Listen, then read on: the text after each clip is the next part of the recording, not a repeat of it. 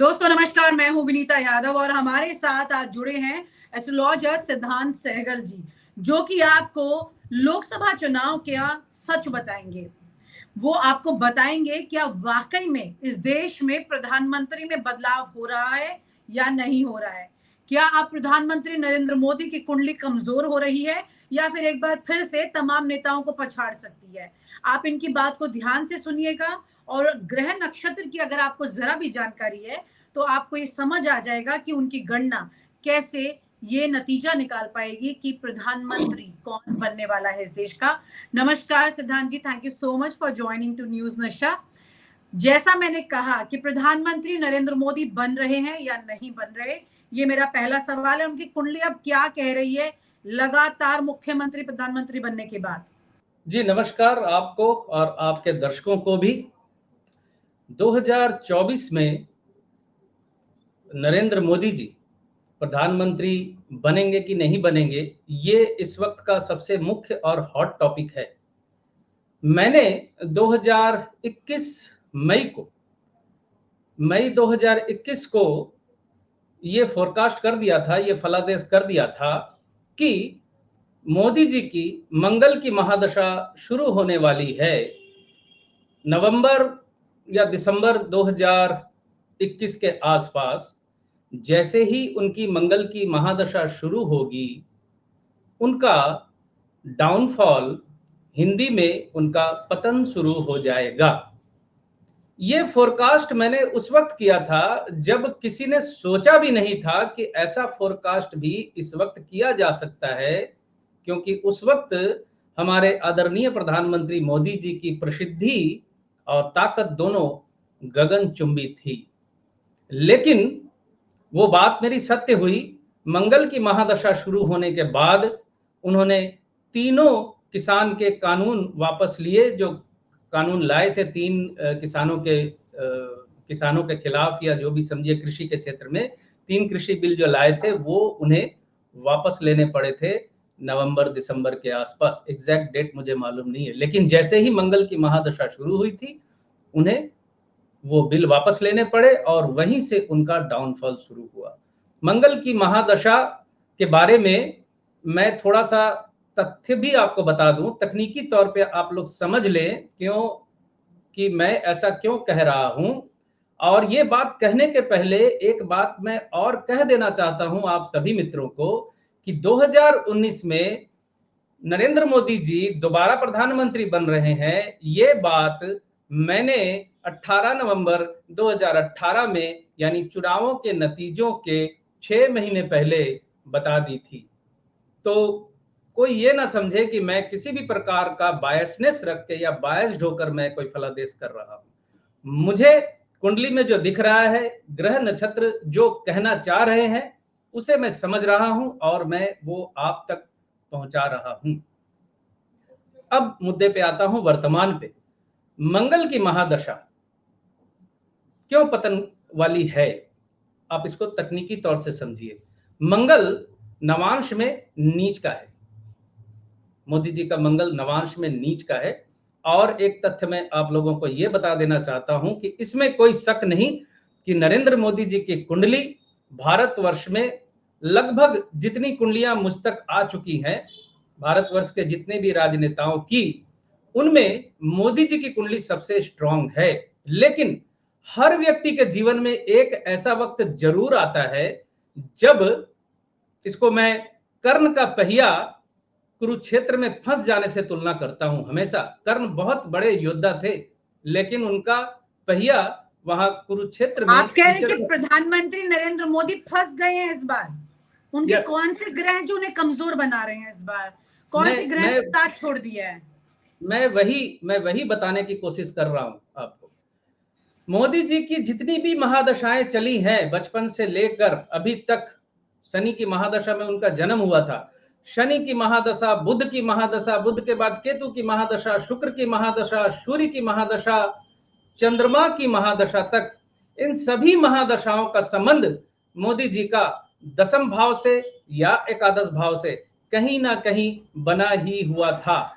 यानी दसम भाव पावर, एडमिनिस्ट्रेशन, शासन और एकादश भाव सफलता, डिजायर फुलफिलमेंट, और एकादश भाव से हम पार्लियामेंट और विधानसभा को भी देखते हैं। तो 10-11 का ये जो कॉम्बिनेशन मोदी जी की कुंडली में बना हुआ है, ये बहुत ही यूनिक कॉम्बिनेशन है। साथ ही सबसे बड़ी बात यह है कि मोदी जी की कुंडली में 4 ग्रह सूर्य के नक्षत्र में है और सूर्य एकादश में बैठा हुआ है। ठीक है, तो पहली बार ये मंगल की महादशा इनकी शुरू हुई है। इनके जीवन में पहली बार ये एक ऐसी महादशा है मंगल की जिसका संबंध न दसम भाव से है न ही एकादश भाव से। ये मुख्य बिंदु है। जितने भी ज्योतिष हैं मेरी इस बात को, इस पॉइंट को पकड़कर अपनी रिसर्च कर सकते हैं। पहली बार मंगल की महादशा का संबंध दसम से टूट रहा है, एकादश से टूट रहा है, और बृहस्पति के नक्षत्र में है मंगल, यानी मंगल विशाखा नक्षत्र में है। और विशाखा नक्षत्र का जो लॉर्ड होता है वो गुरु होता है, बृहस्पति होते हैं। और बृहस्पति जो है, एक छोटी सी कंट्रोवर्सी और है इनकी तुला लगन या वृश्चिक लगन को लेकर। तो आपको बता दूं कि तुला लगन है अगर या इनकी वृश्चिक लगन है, महादशा का जो फल इनको मिलने वाला है उसमें कोई अंतर नहीं पड़ने वाला। क्योंकि वृश्चिक लग्न से अगर ले ले तो बृहस्पति चौथे भाव से संबंध बना रहा है, पंचम में बैठा हुआ है। चौथा भाव घर का भाव है, चौथा भाव शासन का भाव नहीं है, और बृहस्पति पंचमेश भी है। पंचम भाव जो है दसम भाव का अष्टम भाव होता है, यानी किसी भी, यानी लग्न का अष्टम भाव जैसे आयु मृत्यु का भाव होता है, तो किसी भी भाव से अगर उसका संबंध अष्टम से बन जाए तो उस भाव का लॉस हम पकड़ लेते हैं उसको। तो यहां दसम से संबंध तो बना ही नहीं है। मंगल अगर वृश्चिक लगन है तो द्वादश से कॉम्बिनेशन है, क्योंकि कई लोग जिद कर रहे हैं, लेकिन अभी मुझे लगता है कि उनकी लगन तुला ही है। काफी सारी संभावनाओं और कई बिंदुओं को देखने के बाद अब मैं लगभग कंफर्म हूं कि उनकी तुला लगन है, और बृहस्पति यहां षष्ठेश है, और बृहस्पति का संबंध पंचम भाव से बन रहा है। मंगल की महादशा, मंगल बृहस्पति के नक्षत्र में, और बृहस्पति का संबंध पंचम से छठे भाव से। हो गया काम, क्योंकि सत्ता से नहीं जोड़ रही है मंगल की महादशा। जिंदगी में पहली बार ये मुख्य बिंदु है इस कुंडली में इस वक्त जो स्थिति है। और मंगल में बृहस्पति की अंतर्दशा उनकी शुरू हुई है लगभग फरवरी से, 1 फरवरी से। और आप देख सकती हैं कि जैसे ही 1 फरवरी गुजरी है, लगभग 1 फरवरी के आसपास बृहस्पति की अंतर्दशा जैसे ही शुरू हुई है, मोदी जी की परेशानियां दिन पर दिन बढ़ती ही जा रही हैं। ये आप लोगों के सामने है ये स्थिति। राशि के हिसाब से अगर हम देखें तो वृश्चिक राशि है इनकी। वृश्चिक राशि में तो कोई संशय नहीं है, वृश्चिक राशि है। वृश्चिक राशि वालों को इस वक्त शनि का ढैया चल रहा है। शनि का ढैया, यानी वृश्चिक राशि वाले जातकों के लिए शनि चौथे भाव में है। चौथे भाव में शनि हो तो शनि का ढैया कहलाता है। वो लगभग शनि की 7.5 के जैसा फल ही वो करता है।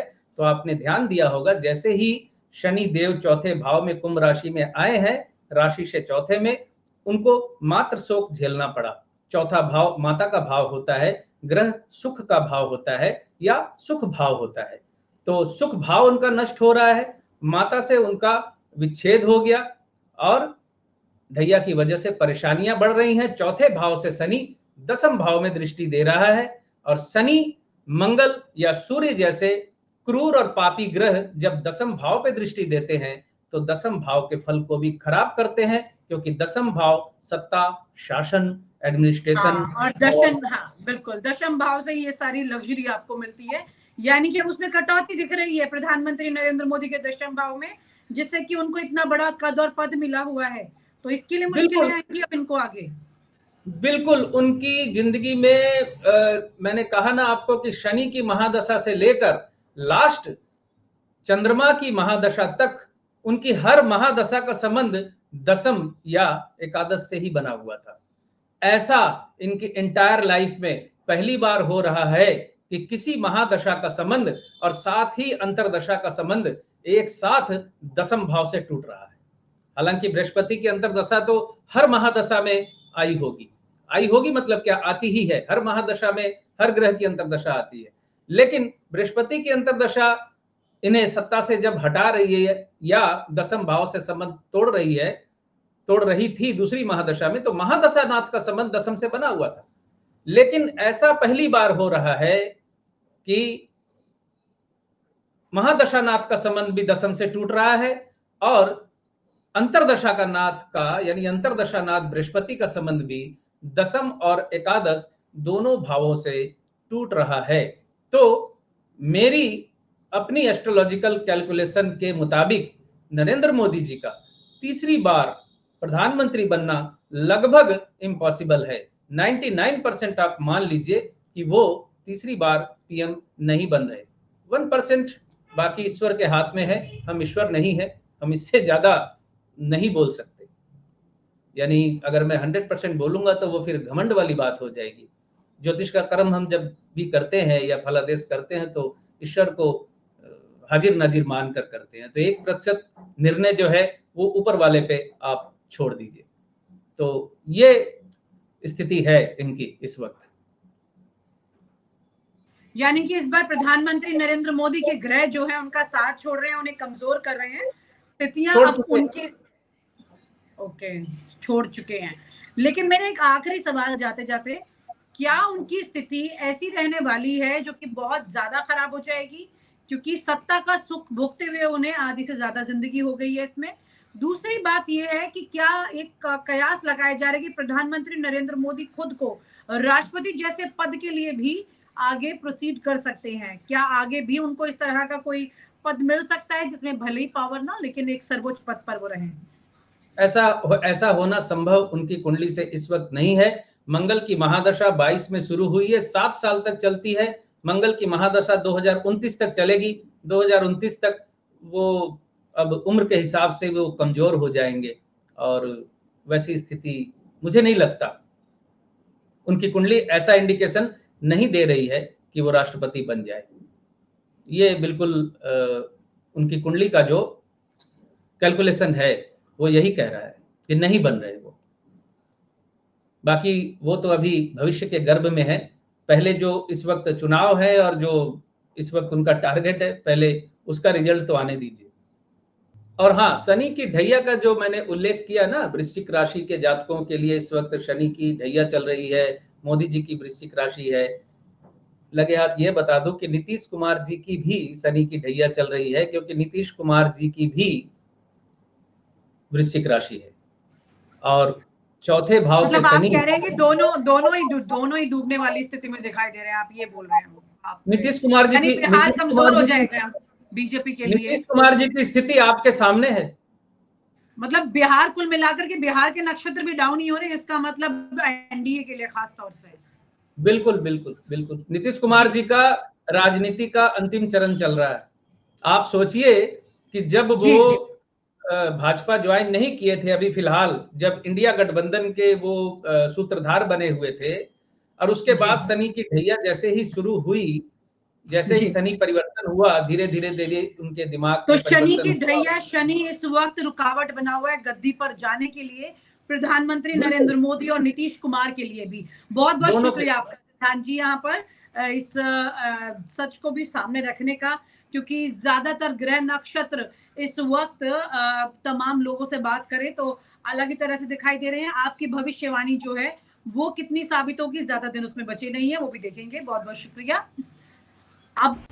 और आप हमसे जुड़े रहने के लिए सब्सक्राइब करें YouTube पर, फॉलो करें Twitter पर और लाइक करें Facebook पर। और ज्यादा जानकारी के लिए आपको टाइप करना होगा सिर्फ न्यूज़ नशा।